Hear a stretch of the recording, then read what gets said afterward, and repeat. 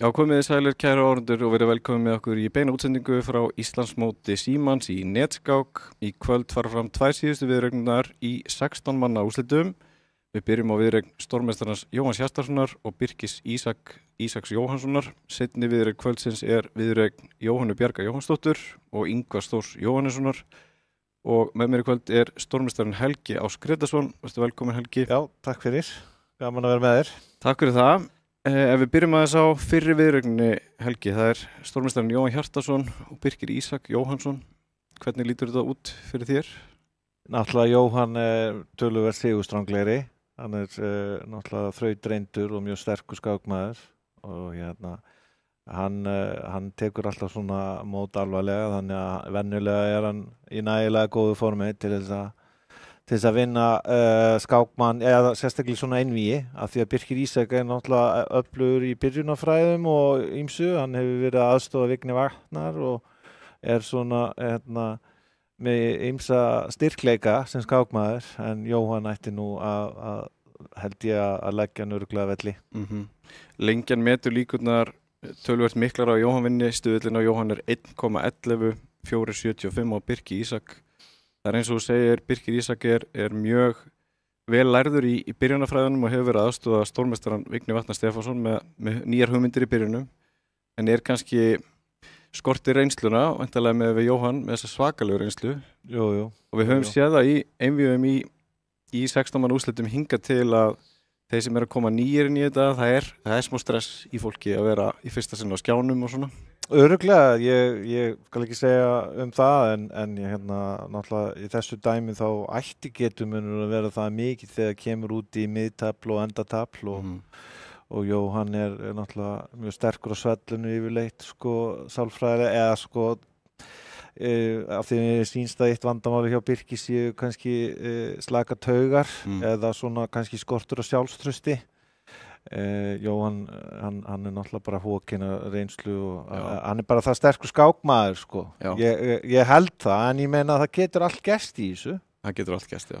Heldur að Jóhann muni beita einhverjum sérstökum aðferðum til þess að komast hjá því að Birkir ná að nýta sína byrjunarþekkingu eitthvað? Yfirleitt er Jóhann ekkert sérstaklega, hann hefur bara mikla trú á sjálfum sér og sínum kerfum og hefur ekkert það mikla áhyggjur, af því að fyrir að síðan reynir á færni í alls konar hlutum, þegar kemur í miðtaflið og endataflið. Og ég meina, ég veit að ég held ekki, ég held að Jóhann bara treysti sínu vopnabúri. Já, einmitt. Fólk hefur talað það að púlsinn hjá Jóhanni breytist nánast ekkert þegar hann er að tefla. Hann sé alltaf afslappaður og yfirvegaður. Hefur þú orðið var við það þegar þú nú telt nokkra skáki við Jóhann gegnum tíðina? Jú, heldur betur og jú, hann er almennt rólegur, en ég hef nú alveg náð að æsa hann upp, Já.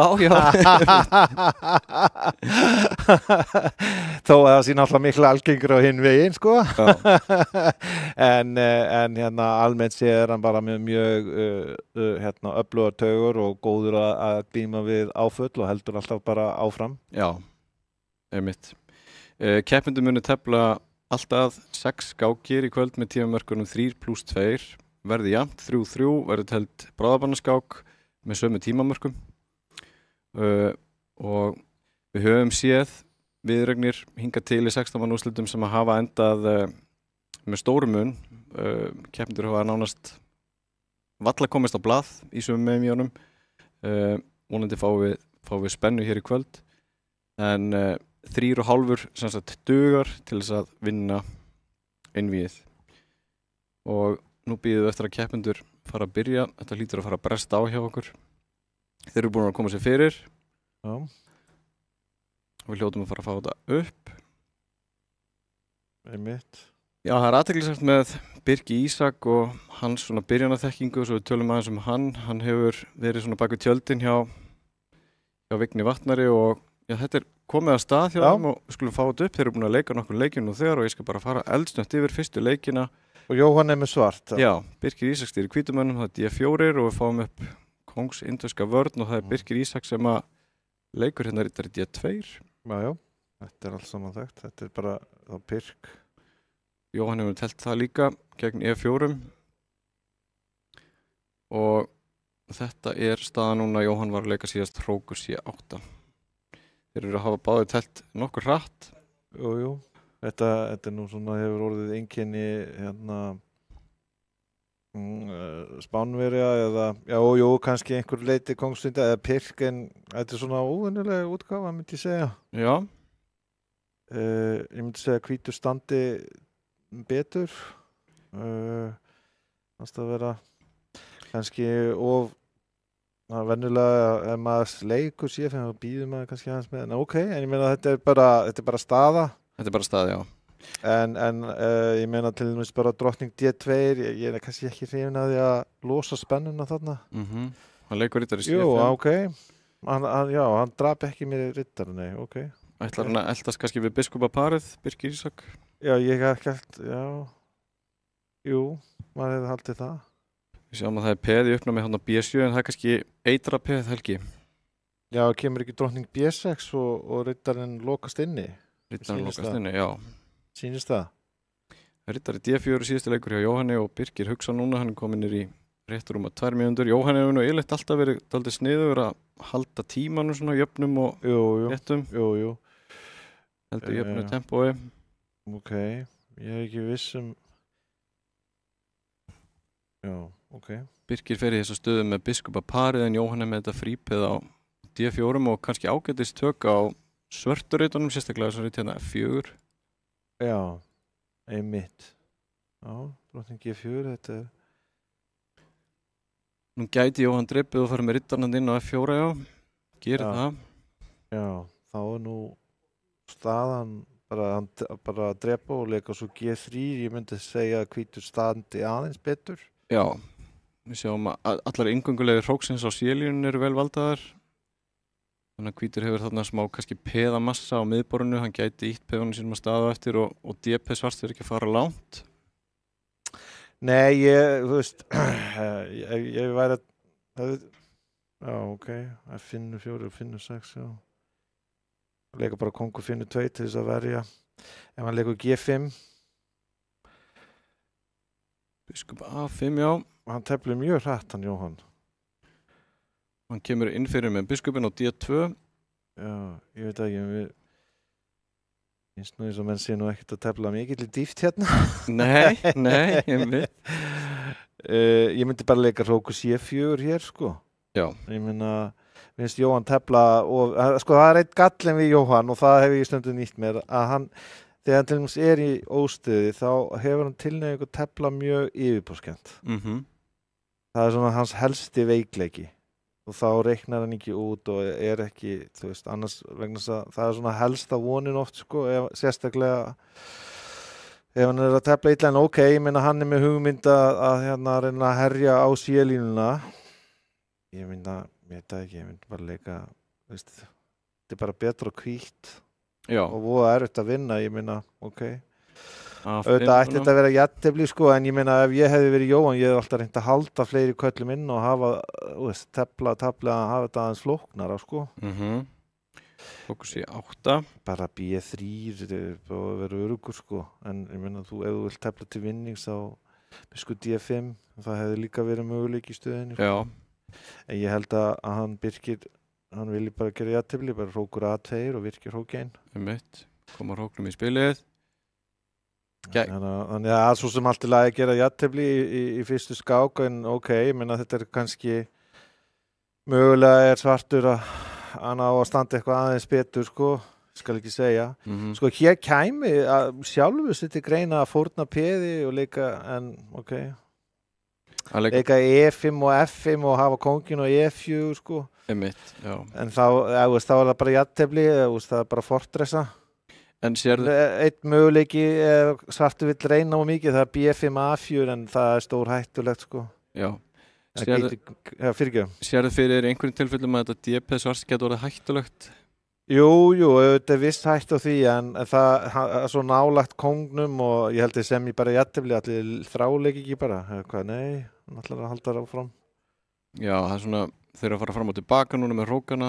En sko E5 hérna, þá ætti hvítur að vera með betra út af því að kóngurinn er virkari. E5, að leika E5, sko. Já, og koma með kónginn á E5. Já, ef hann leikur hróku C7, sko, Þú veist, það væri nákvæmlega, á að leika í EFM, ég myndi leika í EFM og reyna. Einmitt, ok. Það gerir það ekki, sko. Ég tefli samastæðan komið upp þrísvar. Já. Og þá Jóhann staðinn upp, en næsta skák lítur að hefjast innan skams. Einmitt. Þá hefur Jóhann hvítt. Kannski Birkir með þessu búin að brjóta ísinn, hann komin á blað og... Já, hann það eitthvað tækni vandamál held ég. Það verður örugglega leyst hratt og velvonandi. Já, kannski Birkir búin að brjóta ísinn núna og ná mesta skjálftanum úr sér. Þetta svona oft dálítið erfitt að vera að tefla fyrir framan myndavélarnar, fyrsta sinn. Já, en sko mér hefur nú fundist þegar ég telti Birki Ísak sko, að það grundvallar atriði að halda sem flestum köllum inn á borðinu sem lengst og reyna að þreyta laxinn ef svo má orðið komast. Já. Mér fannst Jóhann fara auðveldlega í að skipta upp á mönnum. Já. Og þá náttúrulega minnka sigurlíkurnar. Einmitt. Og vegna þess að hann Birkir, hann getur telt ofta mikill í skynsemi svona þannig að þú veist ef maður ekki að reyna að búa eitthvað til að þá getur verið erfitt og flókið að leggja hann að velli. Einmitt. En ef að maður setur þetta allt upp í fangið á honum og þá bara mjög flókið. Af því hann kannski ekki endilega að leikja bestu leikjunum, hann kannski að leika á öruggum leikjum og svona sko. Og þá í svona tilvíkum almennt séð þá skynsamlegt að reyna að halda sem flestum köllum inn á og þú veist, að reyna að flækja taflið. Einmitt. Og en mér fannst Jóhann líka tefla svolítið mikið hratt sko. Já. Þannig að þú veist, hann að mínum að þetta hefði hvítur geta skapað sér betri vinningsfæri. Já, maður sjá. Já, það einhverjir örlitlir það eru tæknilegir örðuleikar, þannig að vera tafir í nokkrar mínútur. Já, einmitt. Hvenær tókst þú við sem skólastjóri? Ef ég fæ nú að spyrja spurningana. Já, komdu með það núna. Heyrðu, það rúmt ár síðan, það var í september í fyrra. Já, og hvernig finnst þér þetta hafa verið? Þetta 13 mánuðir eða hvað? Já, þetta bara búið mjög skemmtilegt og við höfum svona verið innleiða ýmislegt nýtt, sérstaklega hvað var að tækni. Við erum að bjóða mikið upp á skákkennslu fyrir ungmenn á landsbyggðinni gegnum fjarkennslu. Já, frábært. Það eru margir nýjir iðkendur hjá okkur á landsbyggðinni og mikið að gerast á landsbyggðinni leið. Núna, það er öflugt skáklík víða, til dæmis á Ísafirði. Já. Akureyri og fleiri stöðum, þannig að það er ekki Ísfirðingur að tefla á heimsmeistaramóti? Jú. Út í Kazakstan eitthvað, 12 ára? Já. Karma Halldórsson. Já. Og það er Halldór pabbi hans sem er að leiða skáklífið fyrir vestan og það er bara margt skemmtilegt að gerast. Hann er að tefla þar, mótið rúmlega hálfnað. Já, einmitt. Já, það er bara frábært. Já. Það er gaman að því sko. Það var líka mjög gaman, það var Kristján Örn með útvarpsþátt á miðvikudaginn, það var sem að var að taka viðtöl við strák sem var annars vegar 9 ára og hins vegar 11 ára með þjálfarunum úr Tafélag Reykjavíkur, Torfa Leósinni og það var mjög skemmtilegt, ég hlusta lungan af því. Já. Og það er bara vonandi að þeir, eins og þeir tveir allavega haldi áfram, þeir eru mjög skynsamir ungi menn. Já, heldur betur. Og mér finnst vera bara mjög mikill meðbyr hjá ungu kynslóðinni í skákinu núna. Það eru margir mjög efnilegir og þetta er stór fjölda iðkendum núna. Já. Sér það bara á æfingum vísvegar bæinn, ég get nefnt sem dæmi skákaæfinga Fjölnis, hátt í 70 krakkar vikulega á æfingum. Já, einmitt. Það eru önnur svona dæmi, mjög blómlegt starf víða borgina og allt land. Akkurat, það er frábært og það er náttúrulega mikilvægt að skákskólinn styðji við þessa þróun og finni leiði einmitt til þess að efla skáklistina allt land. Einmitt, það er svona markmiðið. Til þess erum við nú hér að gera skáklífið blómlegt og auðugt og nákvæmlega. Fegra heiminn. Já. Af því að þetta er náttúrulega frábær iðja skákin, þetta er mjög skemmtilegt. Þetta er rosalega tímafrekt hins vegar sko, ef maður er á einhverju eins og til dæmis ég telti fyrir viku. Já. Á sunnudaginn var og ég var mjög stressaður sko fyrir viðuregnina. Eru byrjað aftur, Já. ég býð með þá sögu. Skák nummer 2, Jóhann Hvítt og það er Karo Convert. Já, hann Birkir þekki þetta örugglega vel. H4, H5. Já. Þetta aðbreyð með H4 hefur svolítið vinsælt upp á síkastið. Jú, hann var nú í gamla dag að tala þetta á móti Botvinnik held ég, eða eitthvað svipað. Mitt talun stundum að leika þannig í staðin fyrir C4 í 5. leik að leika Biskup G5 sem er aðbreyð sem að einn af þessum ungu mönnum sem varst að tala um á hann, Pétur Úlfar, hann hefur verið að tefla líka. Já, hann ekki það var mjög gleðilegt að hann hafði heldur mikið upp á Fischer eins og ég skildi hann. Já. Það er frábært. Nú var það uppskipt á C4 og rittari D7, Helgi D5 reyturinn, er það eitthvað sem að Svartur er að horfa til að nýta sér? Jú, þetta eru svona dæmigerðar tapjur í þessu. Já, rittari finnur 4, það er spurning hvort að þú þorir að leika G6, þú vill það yfirleitt ekki, sko. Og það er spurning, sko, hvernig þú mætir þessu, sko, einn möguleiki er að drepa H4 og hafa bara kónginn á F8, bara svo með biskupinn tilbaka. Þegar þú vilt hafa biskupinn á F5 sveigjanlegan, sko. Ég veit ekki hvort ég sé búin að, mér sýnist að það gangi upp, sko. Drepa H4 og rittari drepar H5 og kóngur F8. Aha. Og þá er kosturinn sá að það er annar, já, ég myndi halda það, sko. Það væri bara skynsamlegt, sko. Birkir hugsa núna, hann er búin að hugsa lengi næsta leik. Jóhann kom með hann leikur Biskup G4, já. Já, það er áhugaverður leikur líka. Það er líka traustur leikur. Ég hef nú kannski kosið að hafa biskupinn á F5, en ok. Við sáum þarna G6, já. Hann er inn að stilla peðunum sinum upp á hvíturreitum og hefur þá svartreita biskupinn. Já, þetta, hann er með fínan skilning oft, hann Birkir, sko, í svona upphafi taps í byrjunum og í miðtafli, sko. Hann getur verið leiðinni hann á F5 og staðan virkar nokkuð traust hjá Svörtum. Já, þetta er ágætlega telt hjá hann. Ég myndi bara segja það að Svartur sé með það bil með jafnt tafl, bara drottning A5 og huga því að hróka langt, sko. Já. Og svo kannski rittari B6 D5, en hann ákveður að fara í það fyrst. Hann fyrir beint á B6, já. Já, þú myndir telja að vera skynsamlegra fyrir Svartan að hrókara langt frekar en stutt í þessari stöðum. Já, ég myndi hafa verulegar áhyggjur af svörtu kóngstöðin, en það er líka eins og hann er að gera, hann er aðeins að bíða. Já. Hann er að reyna að hefja sókn á hvíta kónginn. Þetta peð getur verið á leiðin eitthvað lengra. Jú. Nú kemur G4, Jóhann er að reyna að brjóta tablu upp á kóngsvagn. Já, algjörlega. Og það er hugsanlega fólkin í þessu peðsfórn, nú er peðið að H4 uppnámi, má taka það eða hvað? Það held ég að sé mjög áhættusamt, en það er samt freistandi, sko, drepa, já, ég hefði nú ekki, sko, þetta var frábær ritter, sko, ég hefði ekki gefið hann af hendi, sko.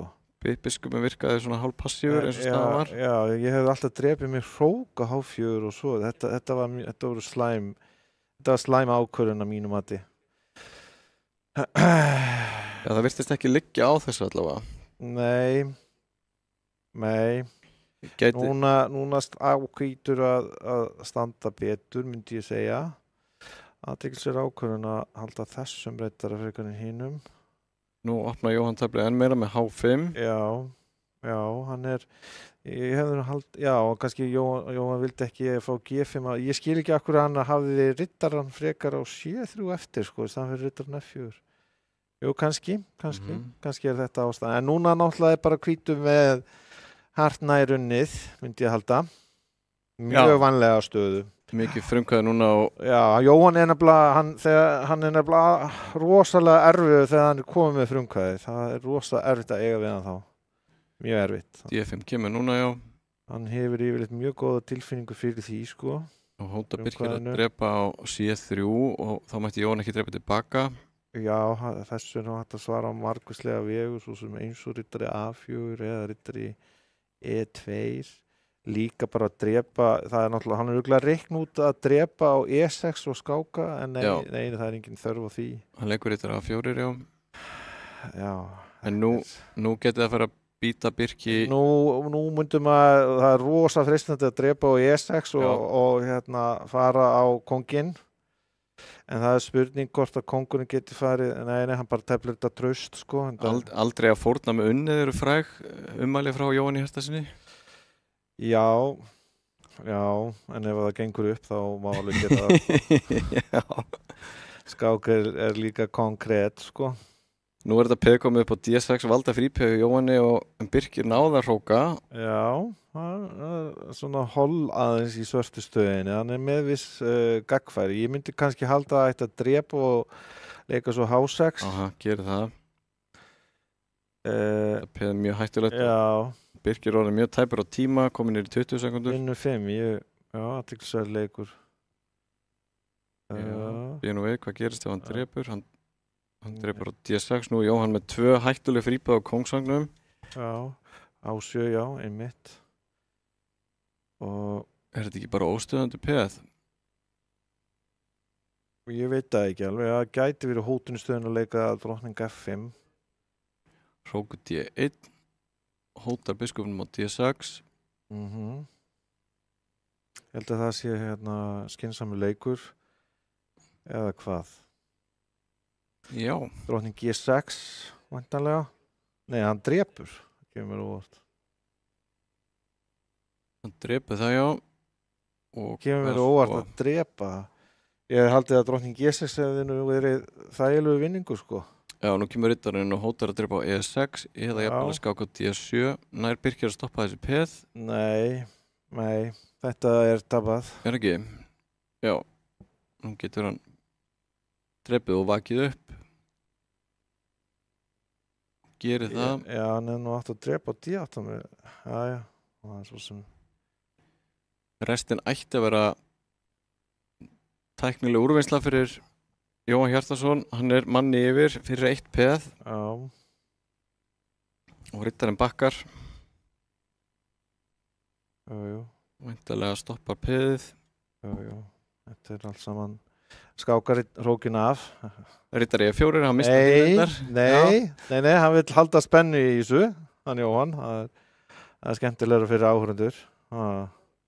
Kemur kóngurinn, já, riddari E4. Já. Lítur peðið að falla. Birkir reynir að berjast. Já. Þetta er ekki Jóhann með rosa góðan tíma. Hann er með tæpa mínútu á klukkunni og Birkir, hann er rauður eins og við segjum, komin undir 20 sekundunar. Já, en Jóhann, sko, það er líka ágætt að segja þegar þú ert með unni, sko, að hérna, gefa sér tíma, sko. Hann gefur peð, hann lítur að gefast upp, sko. Já, það er engar pattgildur sjáanlegar. Já. Og hann gefst upp, já. Já, en hann var búinn að tefla að mínum að skákina vel, hann Birkir, en þetta er hættan, það gerir ein svona stór, sko, stöðuleg mistök að drepa biskupinn á E3. Já, það verður stærstu mistökin, já. Já, það er bara gjörsamlega, eða veist, það er eitthvað sem að svona reyndur skákmaður á alþjóðavísu myndi ekki gera. Einmitt. Það var einfallega því að riddarinn á F5 hann er svo sterkur á meðan að biskupinn á E3 er í raun og veru veikum aður. Já. Af því að hann er með bara peðinn fyrir framan sig. Einmitt. Og opnar líka línur á kongnum. Opnar F-línuna. Já. Og veikir reyti í kringum konginn. Einmitt. Þannig að þetta var svona leikur sem að flestir myndi bara segja no, sko. Já. Þeir eru komin að staða aftur. Já, hann er greinlega búinn að undirbúa þetta, hann Birkir, Ísak. Það virðist vera, já. Biskup B5. Hann skákar á B5 og bakkar svo með biskupinn. Já, ég átta mikið á þetta ætti nú ekki, þetta er kannski einhver tölvuvariantar, sko. Er þetta til þess að koma í veg fyrir að riddarinn endi á C6 eða hvað? Já, vill hann fá þannig strúktú, sko, en þú getur alveg haft þennan strúktú með C6 og svona, sko. Ég meina, þetta er ekki neitt, Ég trúi því ekki, en náttúrulega, þú veist, það er hægt að brjóta alla reglur í dag með tölvunum. Riddari G4, áhugaverleikur, hann væntanlega á leiðinum, hann riddar á E5 eða hvað? Já, þetta svona dæmgjör jóaleikur, hann alltaf svo virkur, sko. Alltaf að reyna að vera virkur. Jú, og bara spyrja spurninga, sem eðlilegt Fá riddar hann á E5 og spyrja hvað ætlar að setja biskupinn á C4, sko. Hvað ætlar að gera? Það kæmi til greina, myndi ég halda að leika A4 en hann fer í þetta svona, sko. Ég meina svartur búin að jafna taflið. Virðist vera, já. Já, þú getur ekki, sko, hann eins og á móti Jóhann og maður þarf yfirleitt að tefla meira konkrétt, sko, á móti svona fallbissum eins og Jóhanni hérna sinni og þessum köpum. Riddari drepur og þá leikur Birkir A4, hann leyfir Jóhann að taka biskupinn. Já, ég meina Jóhann held ég að ólíklegt að hann fara að tapa þessari skák, sko, að hann getur drepið biskupinn og stendur það til boða. Það engin ógn í hvítu stöðinni. Já, gerir það ekki reyndar, leikur E6. Já, en eins og ég var að tala hann vill halda lífi í stöðinni og tefla til sigurs. Þannig að, þú veist, B6 bara. Ef riddari C4 þá ertu með biskup A6, en þá ertu að fara, það kemur vantilega biskup C2. Jó, hann gæli við hennar möguleika að hoppa inn á D3. Jú. Þess vegna vildi ég vera að leika B6, sko, til þess að geta svarað riddari C4 með þegar hrókurinn var F8 ennþá. Já, biskup A6. Já. Af því að það náttúrulega, þegar þú leikur í E6 þá helst að hætta hann að biskupinn og C8 verið lélugur, sko. En byrju við. Það verður uppskipti. Og nú leikur hann B6. Já. Þetta svona þá bara það byrja jafnt tafl. Virðist vera, biskup G5. Já, þetta góður leikur. Hann kannski með eitthvað smá hvítur. Já, kannski erfitt fyrir svartan að finna núna góða rauð til hrókinu. Já, hróku D8 var bara lélugur leikur. Það var bara ekki góður leikur. Það ekki þörf því að ákveða. Og svo líka að drepa þá, akkur þá ekki leikar í... Já, en það þýðir ekkert svo hvítur stendur aðeins betur, myndi ég segja. Hróku D1, já. Já, þetta lógískt. Og H6. Já. Biskup C1, já. Það bara að fara alla leið heim. Hvernig getur Birkir reynt að búa til einhver vandræði fyrir Jóhann hérna? Sérðu það fyrir þér? Nú, hann að reyna eitthvað, en ég held að þetta sé bara hróku D8 og svartur sé með jafnt tafl, sko. Held að það sé nú bara svo leiðis. Þannig að...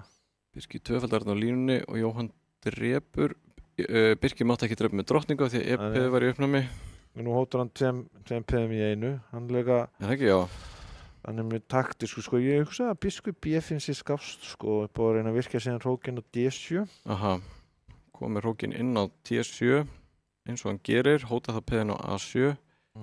Hvítur þá en alltaf svartur peði yfir og þú veist, hann hafði líklegt að ná að njútralisera frumkvæði hvíts. Já. Biskup F4, já. Nú hætt á því að hann, að vísu B6 peði veikt. Já. Gæti ekki biskup C6, já, gerir það. Já, hann hrókur D6. Hrókur D6, þetta ekki góð, biskup C6 ekki góður leikur. Þetta náttúrulega gerir stundum hjá Jóhann, hann svo... Já, þetta svona einn helsti veikleiki Jóhanns, hann hefur tilneyingu að tefla yfirbúrskennt. Nú A6 peði veik. Já, nú hvítur bara stendur ekki verra vígi. Mögulega. Biskup D6. Biskup D6 og annarkvort peði hlýtur að falla. Já, allavega þetta mjög... Biskup F8, já, reynir að hanga á þessu. Bara drepa og hróku B7. Já, þessi peður eru kannski ekki líklegt til stóra afreka í framhaldinu. Já. Þetta allavega C5 peður. Já, ok, þetta líka möguleiki. Já. Bakkar, já, heldur mönnunum inn á borðinu. Já, þetta möguleiki. Já, hann mjög stöðulega bætu fyrir peð. Já. Birkir með ágætan tíma núna með við áðan, hann ennþá með tæpa mínútu á klukkunni. Já, en núna fer Jóhann að hugsa og aðeins og seint, en allt í lagi, betri seint en aldrei. Já. Einhver leið fyrir Birki að setja einhverja pressu á þessi peð hjá Jóhanni? Já, þess vegna vildi ég drepa biskupinn og leika Hróku B7 til þess að pressa og hóta að drepa C5P með Hróku C7. Já, það er Hrókurinn geta farið hérna bakvið. Þá er það bara jöfn, en ég meina... Mitt. Biskup B5. Já, ég A4 freistandi, freistandi að leika því. Já, og hvað reyna þá að losa eitthvað, losa sig við þetta peð í framhaldinu? Biskup 1-4 er held í fýlleikur, spurningum F3, já. Gerir það. Lítur út fyrir að vera fýlleikur, en kannski ekki svo góður. Það má ekki leika biskup D5 út af C4. Ég veit að sjá að það verður að fara tilbaka. Já. Hann búinn að tapa tempói. Nú gæti Birkir leikið biskup C6, en veitlega hann leikur C4 fyrst. Já. Biskup C6, nei, aftur fer hann á B7. Ég var að velta fyrir mér hvort hann gæti fengið annarkvort aðgang 8. reituröðinu með Hrókin eða Aljununa í staðinn.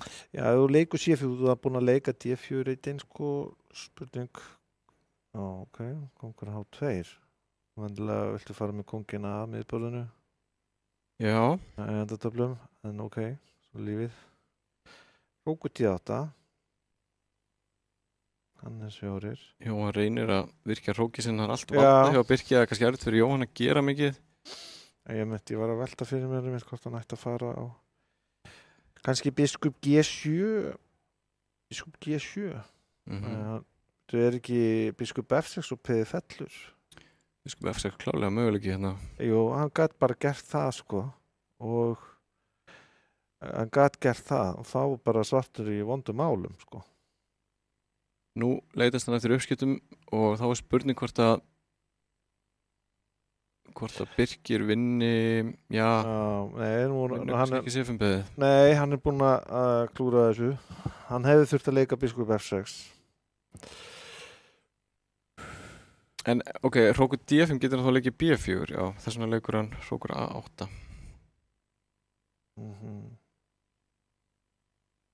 B3, væntanlega vinnur hann peðið. Nú eru þeir jafnir á tíma báði með rúmlega 20 sekundur og þetta er að skiptast upp í jafntöfl. Já, hann er að bjóða jafntefli. Sýnist það að verða niðurstaðan Birkir býður jafntefli núna og ég er ekki vissum að Jóhann hafi endilega átt að sig á því en þeir þráleika vantanlega. Já. Ok, það voru sviftingar í þessu. Jóhann vann peð og stóð heldur betur hann á tímabili en Birkir átti sín færi. Heldur betur, ég held að hann hafi átt hartnær mjög vænleg færi ef hann hefði leikið biskup F6. Já. Af því að G5P hefði fallið og af því að svartir Hrókurinn mátti ekki fara á 8. reituröðinu út af Hrókur B8. Já. Þannig, já. Staða núna 2-1, Jóhanni vil og við ætlum að fara í örstutta pásu og koma aftur með ljóslegra skákina sem er 4. skákin. Ekki fara langt, kæru áhorfendur.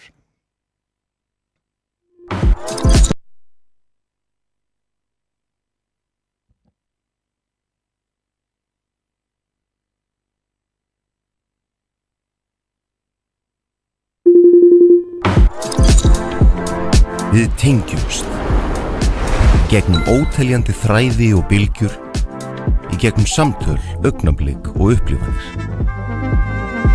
Þú ert í betra sambandi hjá Símanum. Hvernig sem framtíðin verður, þá verður þú tilbúin.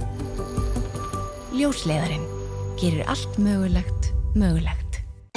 Rafíþróttir í sjónvarpi Símans. This is what we've trained for, people. Fylgstu með öllum viðburðum í beinni útsendingu.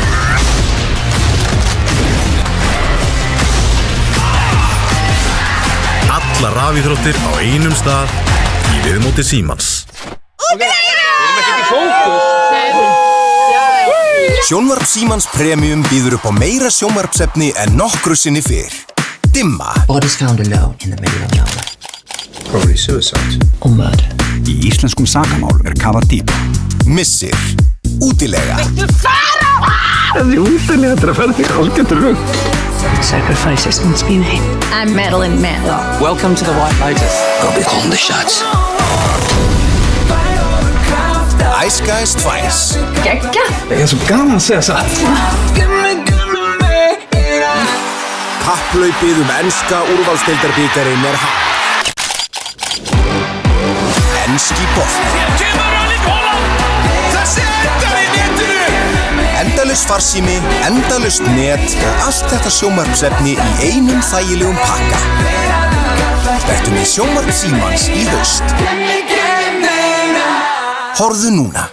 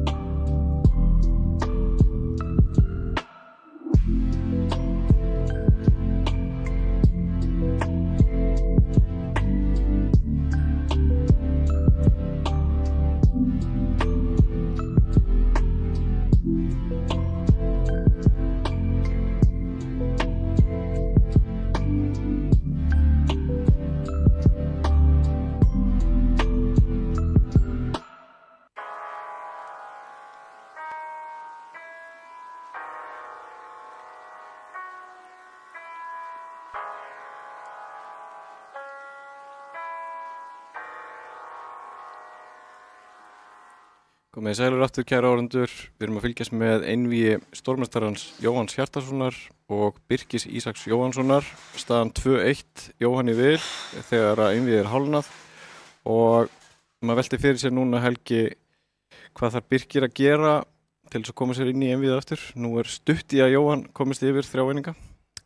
Já, ég meina hann hefur verið að tefla ágætlega, hann Birkir, og hann var með fína stöðu þannig að byrjun taps þegar hann var síðast með svart og hann virðist þeirra mjög svona bara stöðugur sko.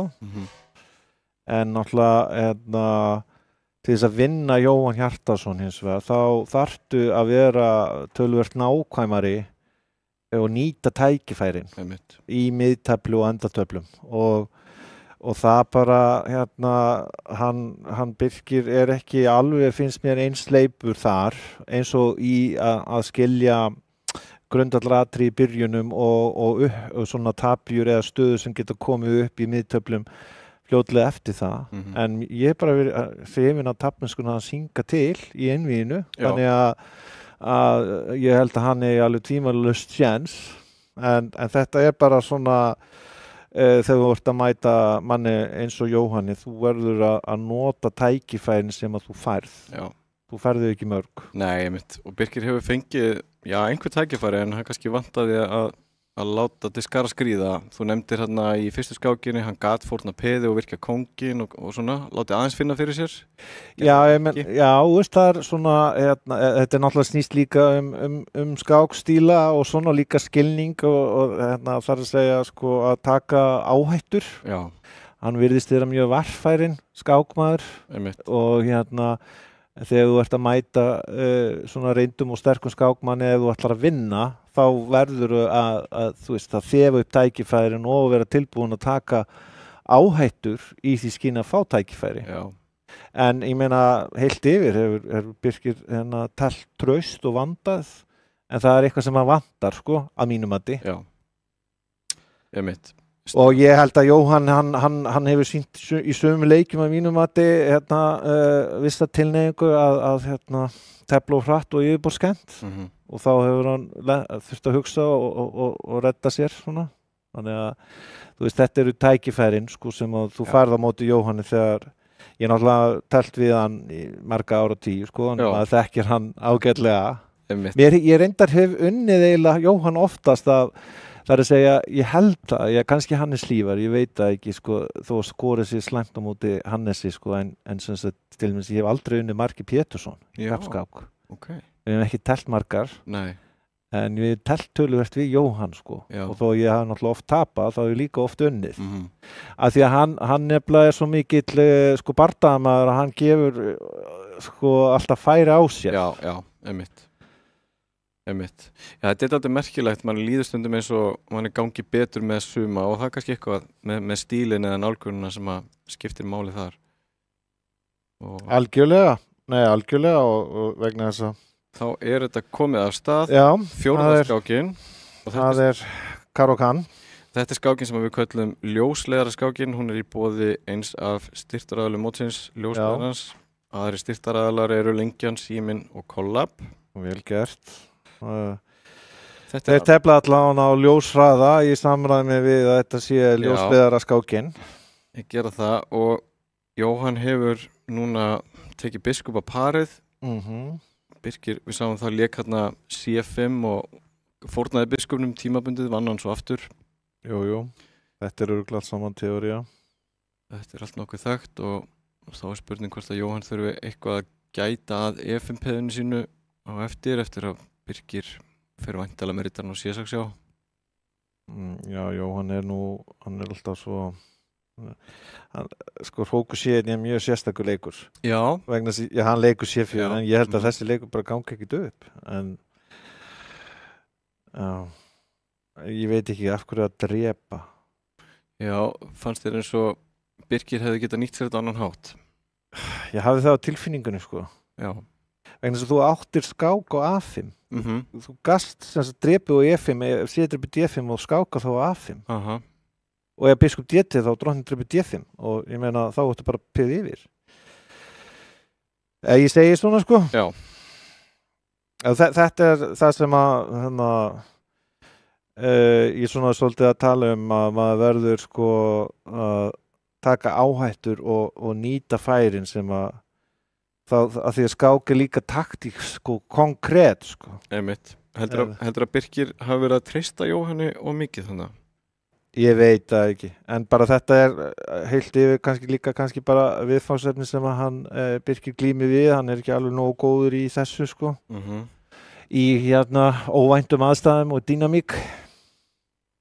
Tókur eftir D1. Af því að núna, þetta er hins vegar góður leikur hjá honum. Já, hann er svona, þarna fekk hann sjens. Aðeins að kýtla F5-peði hérna sem að rittarinn er lepp. Já, þetta var lungi leikur hjá hann. Á vísu getur hvítur leikið held ég biskup Davíð 2 og svo sett biskupinn á C3 en það samt, þetta ekki þægilegt alveg á hvít sko. Út af biskupdrepur og þannig að ég hugsa biskup 1-2 kemur mögulega til greina sko. Biskup 1-2, þá hún í A2 þannig já, þetta var skemmtilegu leikur. Já, Jóhann býður uppskipta drottningum með drottning C5. Já, með því móti þá dregur úr hennar mikilvægi þess að þú fáir þetta tvípeð á F-línunni sko. Já, við sjáum það fyrir áhörundur sem heima sitja ef það eru uppskipti á C5 og svartur ætlar að taka peð á E5 þá er rittarinn í uppnámi eftir á E7. Einmitt.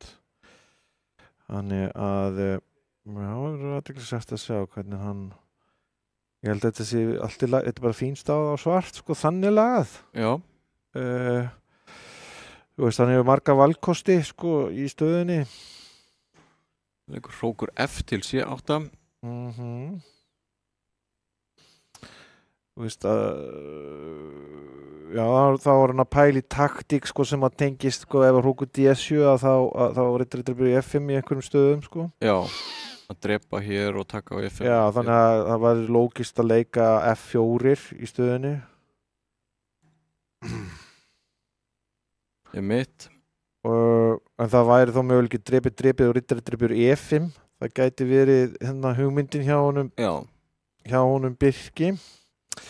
Þannig að þetta kemur til greina þess vegna drepur undan svona og fer með biskupinn tilbaka sem er líka rökrétt. En þá var náttúrulega að koma með reitin og D5 allan á tímabundið. Já, einmitt. Rittari D5 að blasi við að leika þeim leik. Nú er oft talað það Helgi að biskupaparið sé sterkt og gefi svona yfirleitt örlítið betri stöðu. Skiptir það máli hér að Jóhann hafi biskupaparið en Birkir ekki? Það fer eftir sko framvindu stöðu. Það getur verið, það almennt séð það kostur í svona opinni stöðu en staðan gæti tekið slíkum breytingum að rittarnir væri bara fínir en almennt séð á þetta vera í þágu hagsmuna hvíts. En veist, þetta er ekki einfalt vegna þess að hér eins og í þessari stöðu þú getur drepið á C1 og leikið síðan rittar í C6 og valda síðan þannig veist, peði hvíts eru veikari að sumu leyti en peð svarts. Hann gerir það og setur press á F5-peð. Jóhann valdar það. Já, en almennt séð myndi þetta vera svona kannski aðeins betra og hvítt en ekkert svartur líka með sín færi sko. Já. Myndi ég segja. Já, virkar nokkuð traust hjá Birki núna. Hrókur D hjá Jóhanni. Birki með heldur verið tíma eins og í fyrir skákunum. Jóhann heldur sér yfirleitt alltaf í góðu tímaforskoti. Nú leikur hann F6. Hvað finnst þér þetta, Helgi? Ekki góðu leikur, vegna þess að nú kemur F5. Og grefur undan þá. Grefur undan rittarunum. Já, þú breytir ekki. En aftur, hérna komum við aftur að vandamálunum sem að nú allan að hvítur ekki neitt í tapættu sko. Núna af því að svartur hafði vissa sjansa sko, hvítur er með öll vinningsfæri. Þetta er svona skáki sem minnir Fischer Taimanov. Mitt. Það var nú fræg skáka sem var með biskupum út í riddarunum sko. Já, og peð sikkur meginn á borðinu. Já, það sem hann 1971. Þá kannski skiptir mestu máli að biskupinn er fljótar að fara yfir borðið og getur telt svona á báðum vangjum. Já, hann svartur var alveg með færi að þú bara leikur ekki 5-6, skilur þú, peðin eru veik hjá hvítum sko. Já. Núna er þetta mikil þjáning. Já, við sjáum að rittarinn var mjög passífur eins og við köllum það. Já, og hann líka, ég hef nú haldið að kóngurinn ætti frá F5 til þess að sækja H6 en ok. Skrítið að fara með hann á D5. Það er ákveðin hætt á því að peð Birkis verði mjög veik núna, kóngurinn á leiðinni yfir. Jú, þetta er líka bara nokkuð traust svona. Að fara í þetta svona. Já. H5 síðasta leikur Birkis Fer Jóhann með kóngin eða leikur hann H4, hann fer með kóngin, já? Já, ég hefði haldið að ég til að leika hérna, af því að kóngurinn var alveg fastur, sko. Ég hefði leikið A4 fyrst, sko. Já. En, til þess að halda klemmunni. En ok, hann tekur pið. Núna svartur með kannski miklu meiri sprikkmöguleika, sko. Þegar kóngurinn var á séfin að svartur var eiginlega leiklaus. Og nú þetta minnstakosti laus og prísundinni. Birkir peðu undir en reynir að þetta gæti verið, eitthvað sprikl. Já, gæti spriklað. Það aldrei að vita. Biskupinn náttúrulega valdar þetta allt saman. Já. Þetta nú svona orðið eitthvað minna sprikl en kannski leit út fyrir að vera. Nú sýnist að þetta sé búið bara. Já, hann gæti leikið til dæmis B6 og komið svo einn með kónginni og virðist að gera það. Já, bara sækja hennar F6B. Já. Þetta bara búið. Hann gafst upp. Já. En þetta eins og við vorum að tala eins og líka í fyrirskákinu með Sörtu, sko. Þú búin að byggja upp fína stöðu, möguleika og svona og þú veist, ein stór alvarleg mistök, stöðuleg mistök, sko, sem að reyndur meistari myndi aldrei detta í huga að gera, sko. Já. Það bara ekki anda stöðunar. En þetta bara svona, hann hefur ennþá nægan tíma, hann ungu maður, getur lært. Hann það. Staðan 3-1, Jóhann í vel, honum vantar bara hálfavinningi viðbót til að tryggja sér sigur í einvíðinu og nú Birkir Ísak komið með baki uppi vegg, hann verður að vinna núna. Jú. Það ekkert annað í boði. Kannski sjáum við hann breyta stílunum sínum eitthvað aðeins, sleppa fram þessi beislinu. Ég varst það, við sjáum til, en hann hefur samt verið að tefla vel fyrstu byrjunum og fyrstu oft 20 leikina eða meira, sko. Bara tefli mjög traust, hann mjög svona traustur skákmaður, sko. En það þarf meira til þess að leggja Jóhann Hjartarson í einvígi. Það þarf að vera alveg konkrét eða bara nákvæmur. Byrjaðir. Það 5. skákin, Birkir hefur hvítt verður að vinna þessa skák og við fáum sömu byrjunleiki og við höfum byggið upp í 1. og 3. skákinni. Og það þessi skák á B5 sem við tölum með móðan. Men ætti nú ekki verið hræddur við hana. Og það var spurning hvort að Jóhann breyti eitthvað til, gefur sér smá tíma núna. Já, þú veist, alveg möguleika að leika, sko, riddaradreppi F4. Þetta eitthvað svona, hann fer meira í pirkinn, sko. Já. Þetta nefnilega, þetta getur verið slæm, tapja, sko. Það oft, held ég, mælt með að frekar að drepa á F4 eða leika D5 og svona, sko, fara það í einhvers konar kar og kan og því að þetta getur verið óþægilegt, sko. Og svartan. Já.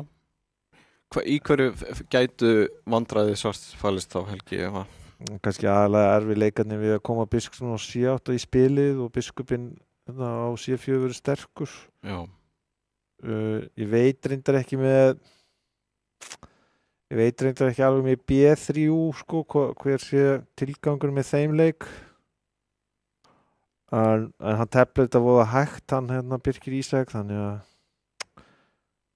svartur af því að biskupinn á C4 mjög sterkur. Mitt.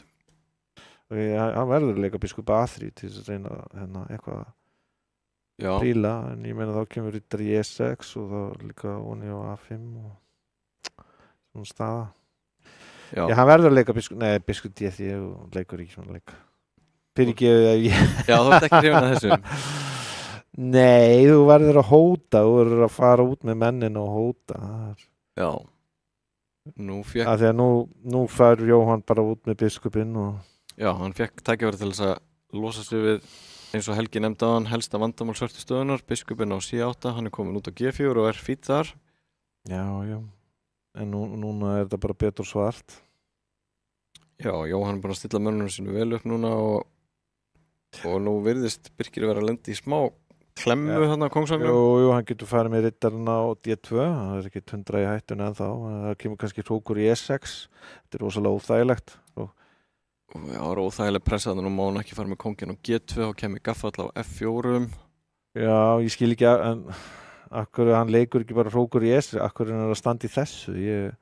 Hann hefði þá verið að hóta að vinna mann hann með því að drepa á F3 og hrókur F6. Já, fara með hrókin yfir. F5, já.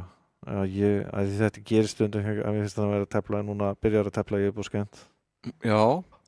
Að því að hvítur staðan tiltölulega traust þegar þú teflar ekki nákvæmni eða það er miklu eðlilega að nota leppurinn á ég hef nú alltaf viljað fara með drottningun á F1 drottning E3 og F4 já og hvað gerir Birkir þá?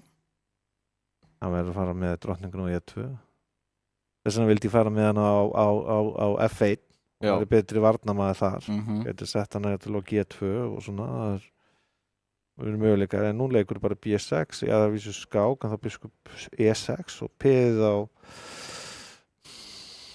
já hann kannski með eitthvað í huga B6, A-dreipur, hrókudreipur A8 svo A-dreipur A8 og svo biskup E5 þannig að þetta er kannski þetta er svona smá trikki hann leikur kongur H7, kemur sér frá því og vandamáli sem Helgi er að benda og ef að drottningi fer eitthvað þá fellur peð á F2 en getur hann ekki drepið það var vísu óni alltaf á F2 þetta er svona áhugavert sko á kongur G2 það er sko með ansi spenna í stöðuna kongur G2 ekkert sko sannilega hann lítur ágætlega út sá leikur spurning getur ekki leikið B6 já þetta lítur bara ágætlega út og hvít myndi ég halda Birkir kannski að klóra sig út úr þessu hann verður að vinna þessa skák þannig að já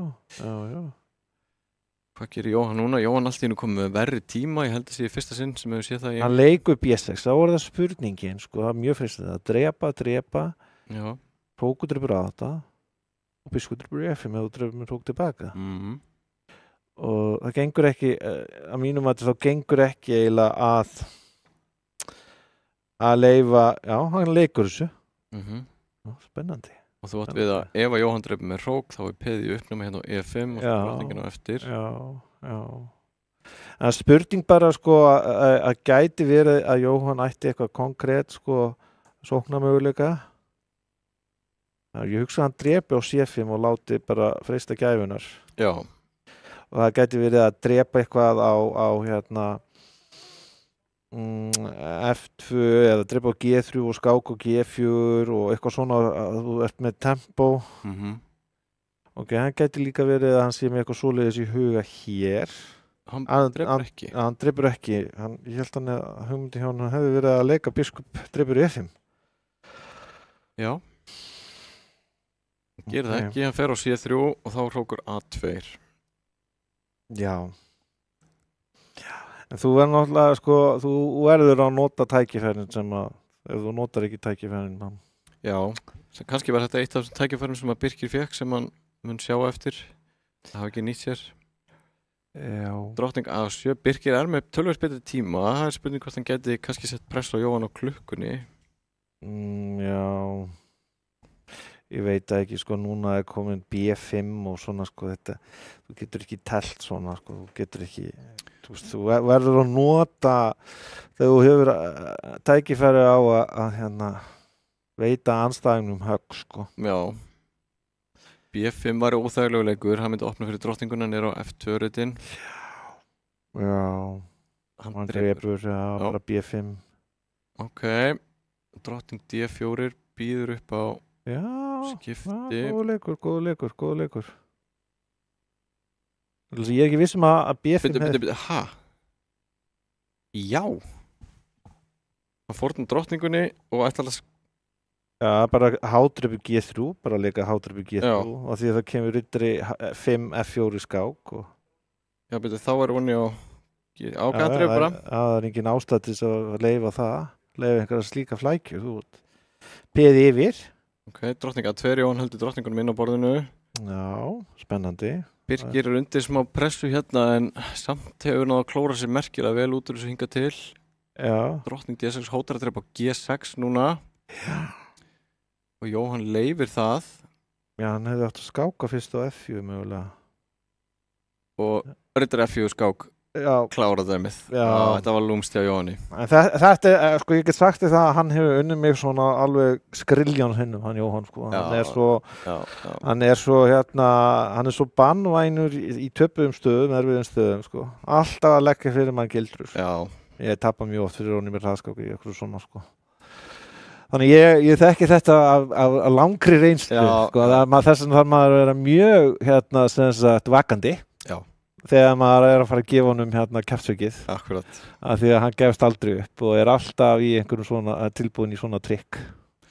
Jóhann Hjartarson sigurvegari fyrsta einvígis kvöldsins 4-1 og hann fer þá áfram í 8 manna úrslit.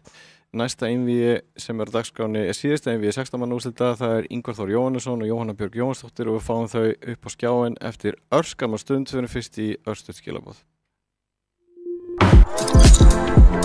Við tengjumst gegnum óteljandi þræði og bylgjur í gegnum samtöl, augnablik og upplifanir. Þú ert í betra sambandi hjá Símanum. Hvernig sem framtíðin verður, þá verður þú tilbúin. Ljósleiðarinn gerir allt mögulegt mögulegt. Rafíþróttir í sjónvarpi Símans. This is what we've trained for, people. Fylgstu með öllum viðburðum í beinni útsendingu.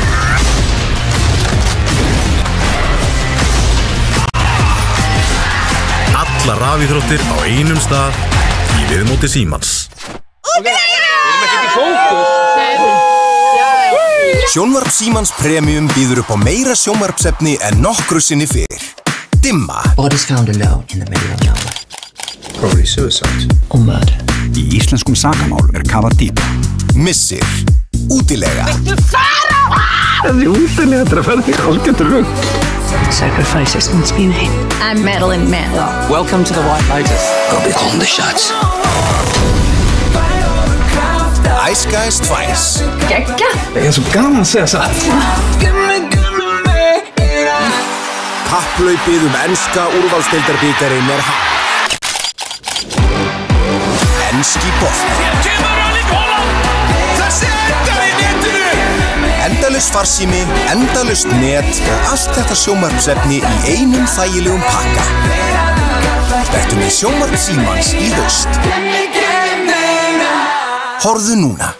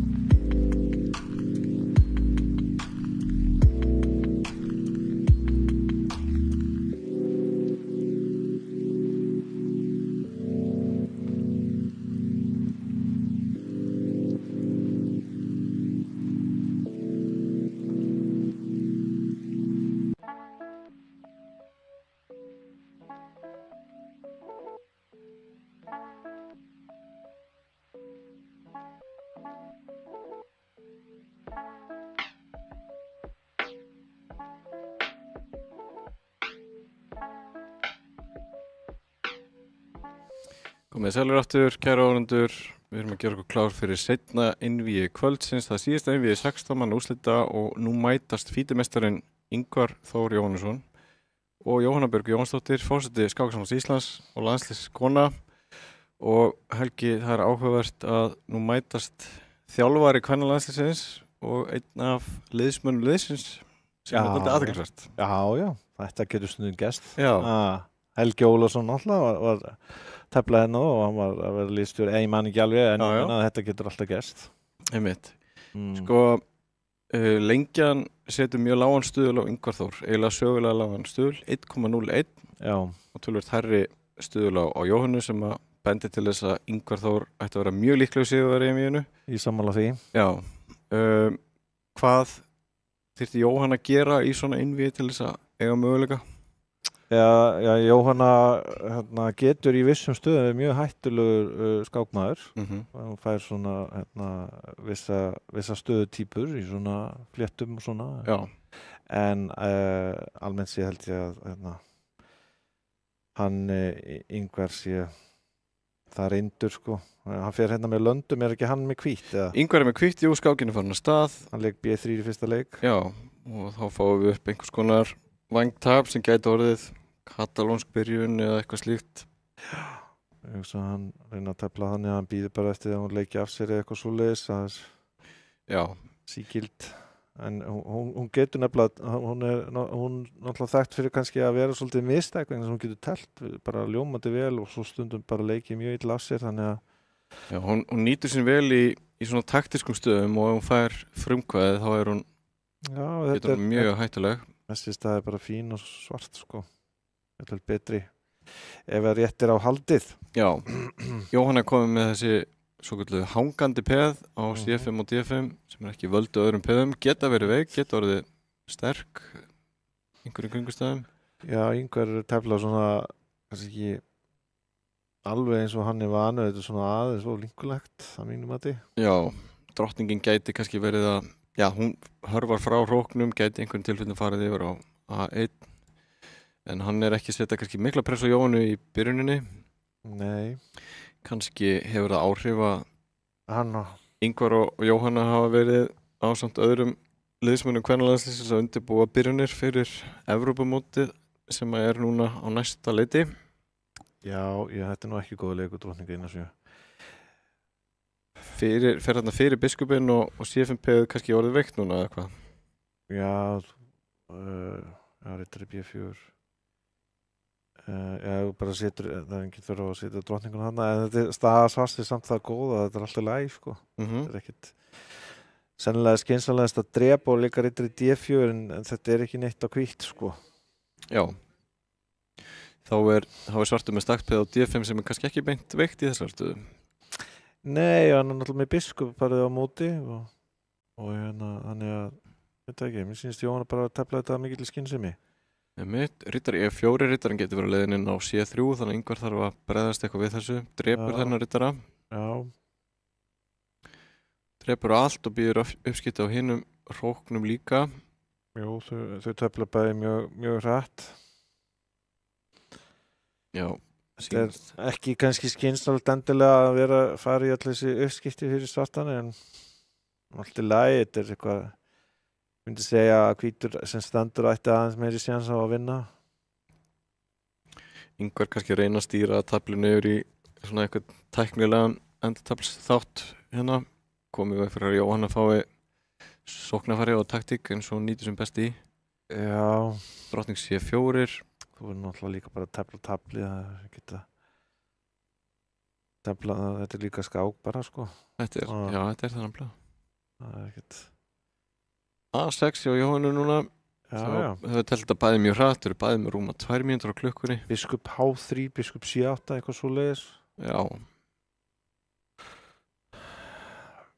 Biskup C5 kemur til greina í þessu, myndi ég segja. Biskup C5 já, lítið vel út.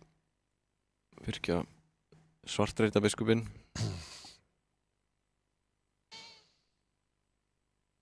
drottning H5. Já.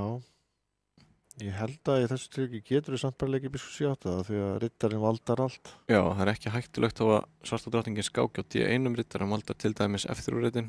Kóngurinn geti valið sig á G2.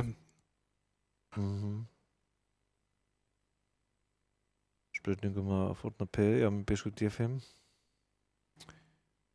Gefur P-ið á A6 núna. Það er spurningum að, já. Og biskup C5. Já, einmitt. Já, það er vissar ágjur af þessu. Það er spurningum, já, biskup F5 í stöðinni kannski. Aha. Það er svona áhugaverður leikur. Getur Ingvar bakkað með drottninguna? Drottning E2, já, gerir það. Já, ég held að biskup F5 hefur verið skemmtilegri. Virkar leikur. Já. Hefur þá hótað einhverju máti á 8. Já, ef leið og dræpir á D4. Einmitt. Og þá er líka ef að G6 þá áttu drottning C8 skák og þá var biskupin að fara tilbaka á F8 og þá heldur við biskupinum inn á og svona hefur meiri möguleika til þess að nutta. Núna er svartu með viss færi að því að staðan er virk, sko. Já, Ingvar er peð yfir, Jóhanna hefur biskupaparið og erfitt fyrir Ingvar að nýta sér umframpeðið þannig á A-línunni. Já, ég meina á alla þessi ekki þá úr því sem komið er, jú, H5, já. Ég held að hann er bara að leika H4.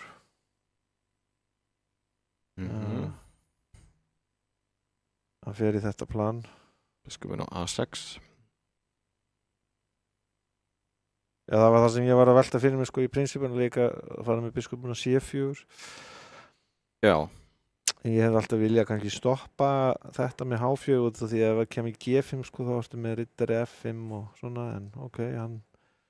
Já, biskupin fer allaveg tilbaka á F1. Já. Þetta er mikil dýft í þessu. Já. Ingvar teflir þetta svona frekar varfærnislega, heldur peðinu sínu sem hann vann áðan. Jú, ég held að þetta sé of passíft. Myndi ég segja. Ok. Veit ekki alveg með þetta. Biskup B7, já. Af því þú vilt taka skálinu, þú ferðar með hann á C4. Drottning D1 kemur líka til greina til þess að taka þá skálinu. Riddari E2. Já, hann er að fara að hóta, skáka og... Hóta núna, já, drottning D8 skák. Það er kannski ofta eðlilegt í svona fyrstu skáka meðan sé að reyna að koma sér í gírinn og eru strax svona aðeins stressaðis. Bara drottning D7. Lítur ágætlega út. Já. Þetta ekki. Af því að þú hóta þá líka drottning G8 skák og drepa á E4. Og verður Jóhanna á 5 biskupin A6 og þá getur Ingvar að því virðist drepi peð á E4, já. Já, hann ætlar að gera það. Hún var fyrir smá áfalli, ég sá það á sveiðbröðum hennar. Já. En hún er að berjast af hörku. Drepur á G3. Getur Jóhanna drepið á E2 svo skáka á A1? Er hún eitthvað bættari með það? Ingvar hugsa núna. Hvort hann vilja drepa þetta með peði eða riddara jafnvel. Já, hann þorir ekki að fara að verða mislítið biskupar sem er alveg skiljanlegt upp á þessu marki. Þarna hefðum þá átt að halda hvítrita biskupnum. En ok, já, það er ekki vonið á B4, það hefði verið skynsamlega að reyna að halda honum, sko. Drottning A1 og drottning A8 valda peðið á A2. Ingvar er núna 2 peðum yfir. Já.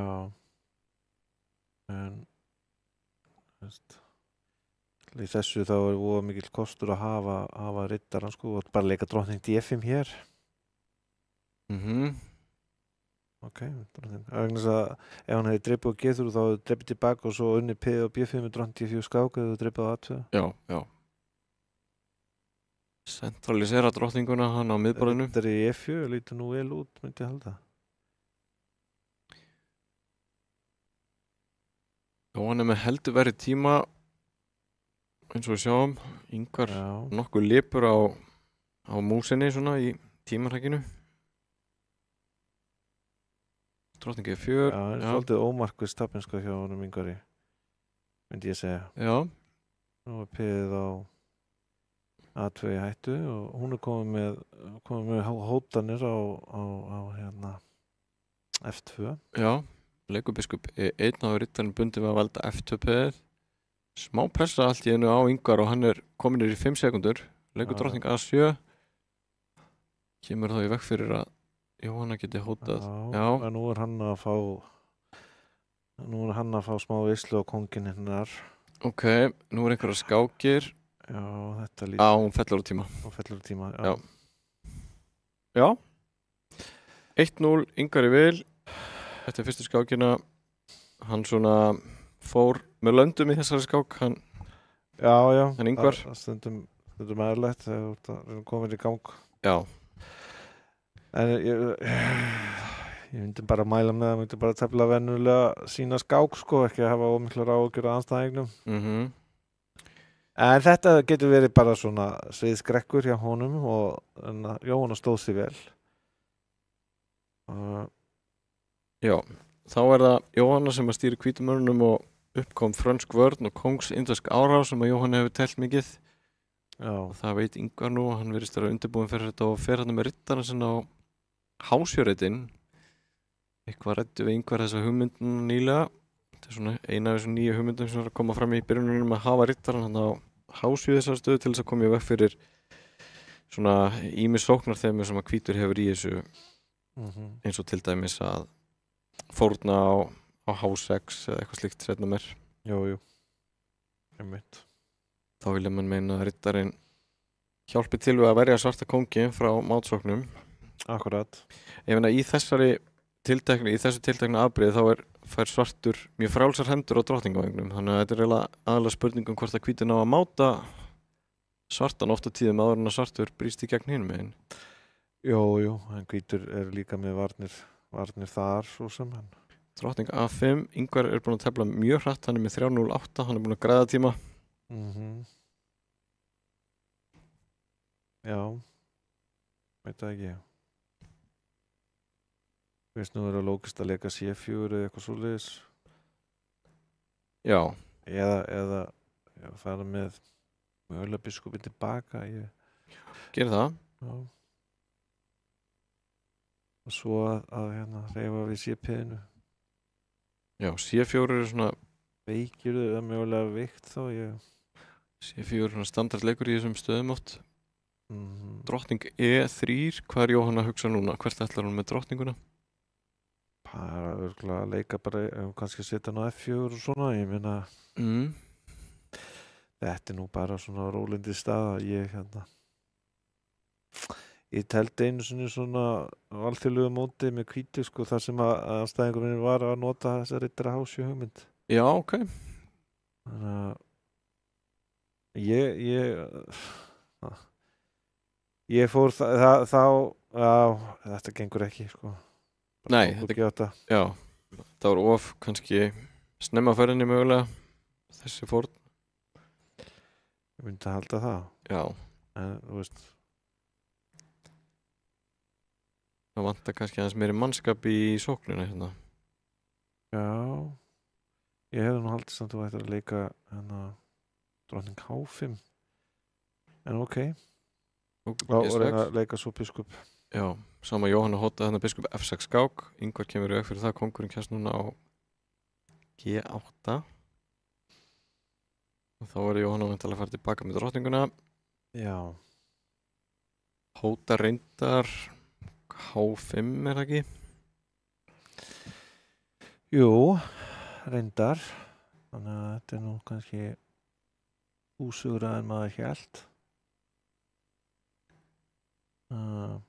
Bara kóngur F8. Nei, það gengur kannski ekki. Þá kemur kannski H5. Já, þetta er snúið. Það er kannski drepa á F6 og leika á kóngur H7. Já, þetta er snúið. Þetta er praktísk færi og hvítt sko. Já. Heldur betur.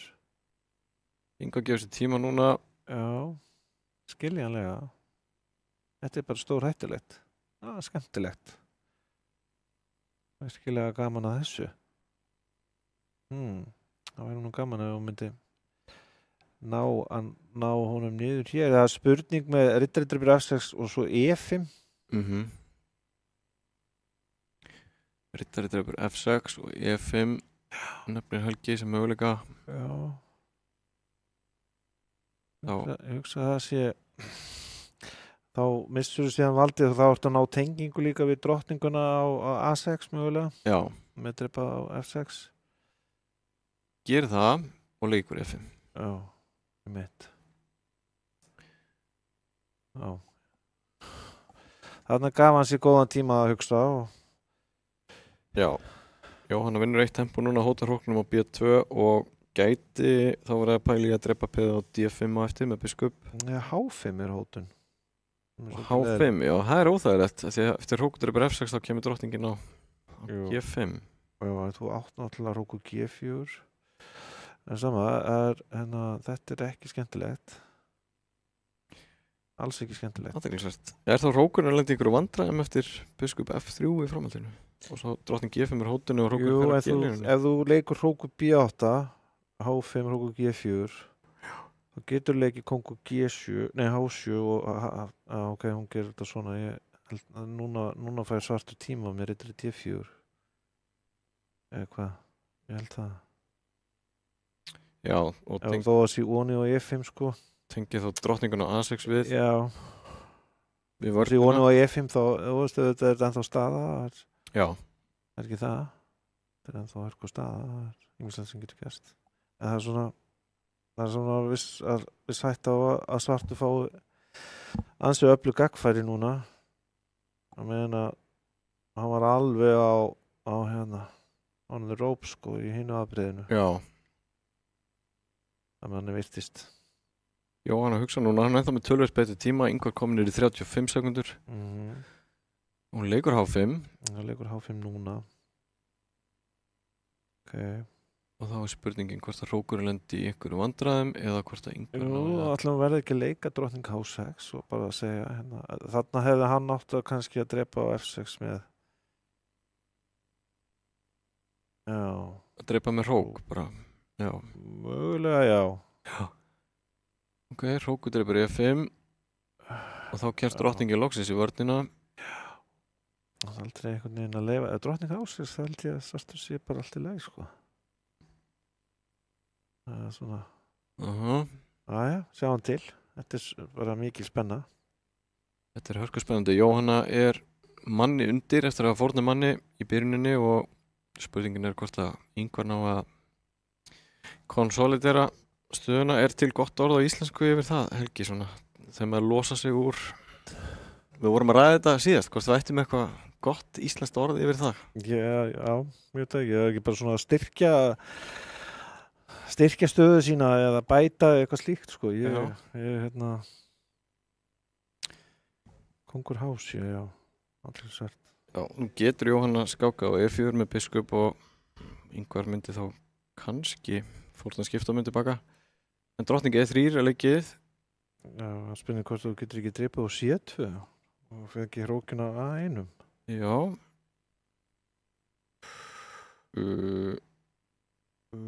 Já. Riddardreipur C2, biskup E4 skák. Biskup F5. Biskup F5 bara. Já, ok. En þetta er líka fínt. Já, nú fellur hrókurinn með skák og Jóhann hefur einhvern veginn lagt allt undir núna á sóknina. Já, þú getur drepið og hann gat drepið á E4 vegna þess að ef drottning drepið á biskup B7 sko. Já. Gat það líka. En núna er þetta bara ekkert ljóst út af því að hann gaf hrókinn tilbaka. Já. Þessi stað er ekkert svo ljós. Gaf hrókinn tilbaka, Jóhann er með fullt af peðum, hún hefur 3 peð fyrir biskupinn. Já. Vandinn býtur við maður að hann mátti kannski drepa á D3 hann með peði og drepa svo C2 en já, hann mátti svona í þetta.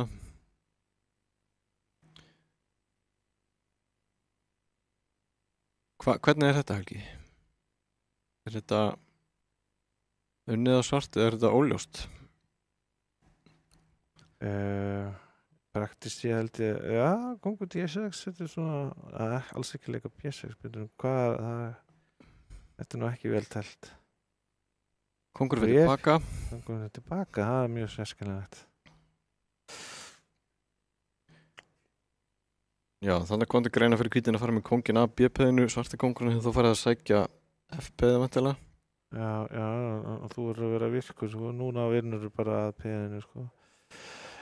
Að vísu, sko, ef að þú nærið að skipta upp á F-peðinu og ég skil ekkert hvað er að segja þig hérna núna, sko, ef þú skiptur upp á F-peðinu fyrir hvít peðin, þá er það jafntefli. Já, það er jafntefli vegna þess að peð svart á uppkomuritt á svarturreitt. Ég skil ekki, ég verði að viðurkenna, ég bara áttar mig ekki alveg á þessari tapningu akkurat núna. F5, já, ég held að svartur sé að tapa. Já, er ekki einhver aðeins að tegja sig á land núna, já? Nei, þetta er bara tapað. Nú ítir Jóhanna mögulega G-peðinu og kemur svo með kóngin. Já. Kóngurinn kemur. Eða hvað? Já, ég skal ekki segja. Já, hann getur allan að leika G7 og kóngur í F5 og fjallatíma. Æjæjæj. Já. Já, og hann er búin að gera vel hann að halda sér inn í baráttunni. Já, en hann gat náttúrulega hann eftir, hann gat leikið sko hrókudrupur F4 þannig. Já, þegar, einmitt. En svona er þetta. Þeir fara beint í skák númer 3, Ingvar er 2-0 yfir. Jóhanna hefur alveg verið vel inn í báðum skákunum til þessa. Heldur betur. Bara telt mjög skemmtilega báða skákinnar. Og þá var það London System hjá Ingvari, hann hefur verið að tefla frekar traust í byrjunum og kannski að sneiða hjá algengustu leiðum í svona ljósi þessa. Jóhann og Ingvar hafa verið að vinna byrjun undirbúningi fyrir Evrópumót landsliða. Það var það kannski eðlilegt, en við fáum upp einhvers konar kóngsindur á stöðu. Já, en þetta er náttúrulega líka hraðskák á netinu, það er svona önnur lögmál kannski, sko. Já. Það er algengara að fólk sé að tefla svona einhver kerfi, einhver system í þessum styttiskákum til þess að spara sér tíma á. Jú. Nákvæmlega. Finnur 5. Já. Jóhanna veður áfram á kóngsvagnum. Og við erum með stöðu sem er kannski ekkert ósvipuð stöðunni frá því í skákinni áðan, þar sem að Ingvar sækir á drottningavagnum og Jóhanna reynir að máta Ingvar án og næra beygja til hægri. Akkurat. C5 aðtilsvert. Já, hann fer í þetta alveg full force. B5 og drottning E8. Já. Jóhanna kannski horfði til þess að fara með drottninguna sína eitthvað yfir á kóngsvanginn og reyna síðan að brjótast í gegn þar. Jú. Þetta er svo sem þekkt.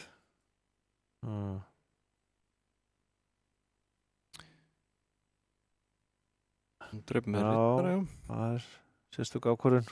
Þú hefur viljað drepa með peði eða hvað?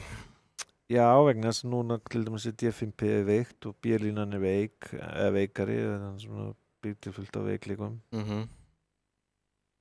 Og hérna, já, þú ert ekki með neitt konkrétt. Drottning E6. Drottningin. Já, hvítur stendur tölvöld betur hér. Ok, Róku B1 og rittari H5, Jóhanna tilbúin að fara að leika Það er bara vonið á D5. En D5P fellur. Eins og Helgi nefndaðan, D5P var óvaldað eftir uppskiptin á C6. Og þetta er dálítið dýrt peð að missa. Mjög dýrt. Það er ekkert spaug að missa það.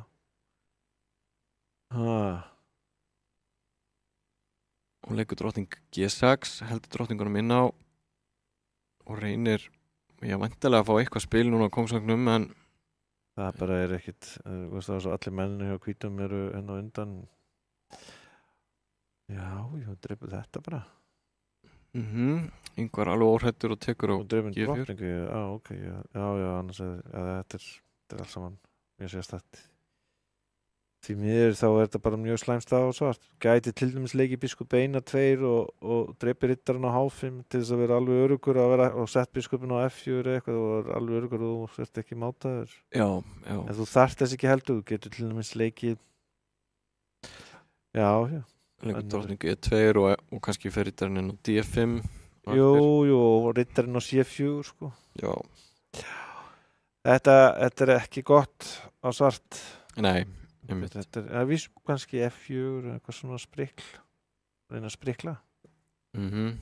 Biskup E6 og gæti Ingvar til dæmis leikir rittari C7. Já, það mjög freistandi að gera það. Svo peð á B7 uppnámi. Mjög freistandi að fara þangað. Og þá hótar náttúrulega líka D5. Þannig að... Nú hlýtur Jón að fara að leika F4. Já, þú hótar líka rittari drifur E6 og drottning drifur H5. Já. Já, það er maður. Já, það er maður í hafið. Það er maður í hafið, já. Já, þetta fór svolítið niður á við eftir hún tapaði peðinu á D5. Já. Já. Já, og drottning E8 var líka mjög sérstakur leikur og náttúrulega þú verður að drepa með peði til þess að halda peðakeðinni saman. Peð á C6, já, einmitt. Ingvar 3-0 yfir í hálfleik og við ætlum að gera örstutt hlé. Kæra áhorfendur og koma síðan aftur með fjórðu skákina eftir örskamastund. Við tengjumst gegnum óteljandi þræði og bylgjur í gegnum samtöl, augnablik og upplifanir. Þú ert í betra sambandi hjá Símanum. Hvernig sem framtíðin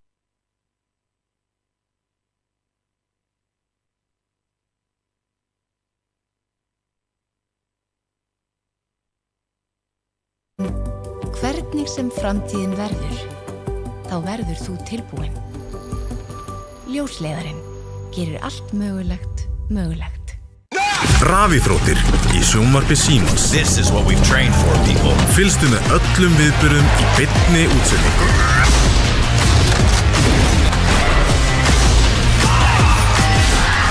Alla rafíþróttir á einum stað í viðmóti Símans. Við erum ekki í fókus. Sjónvarp Símans Premium býður upp á meira sjónvarpsefni en nokkru sinni fyrr. Dimma. Bodies found alone in the middle of nowhere. Probably suicide. Or murder. Í íslenskum sakamálum kafað dýpa. Missir. Útilega. Þessi útilega ferði hálfgerður rugg. Sacrifices must be made. I'm Madeline Mann. Welcome to the White Lotus. I'll be calling the shots. Ice Guys 2. Gekka. Það er svo gaman að segja satt. Kapphlaupið enska úrvalsdeildarbikarinn hafið. Enski bolti. Endalaus farsími, endalaust net og allt þetta sjónvarpsefni í einum þægilegum pakka. Vertu með sjónvarp Símans í haust. Horfðu núna.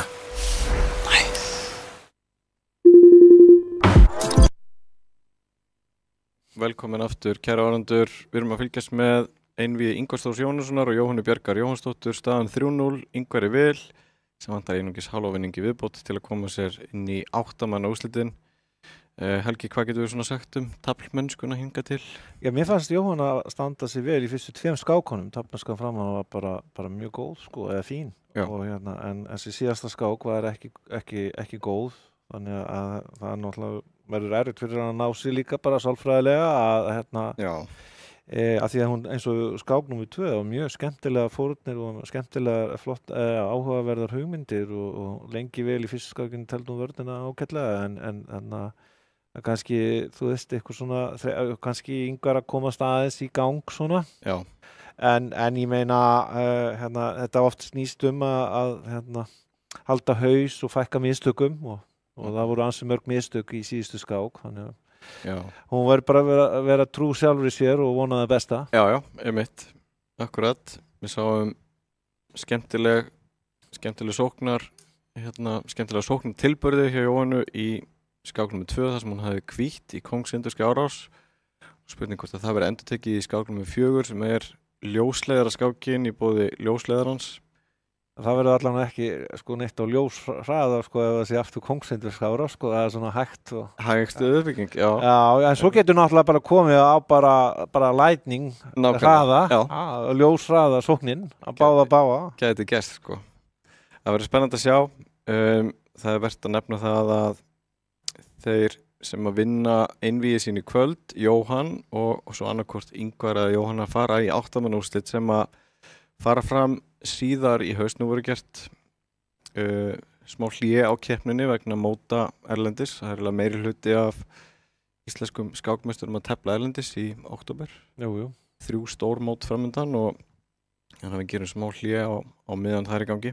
Já, þá get ég farið að æfa mig sko, verið ennþá betur undirbúinn. Akkurat.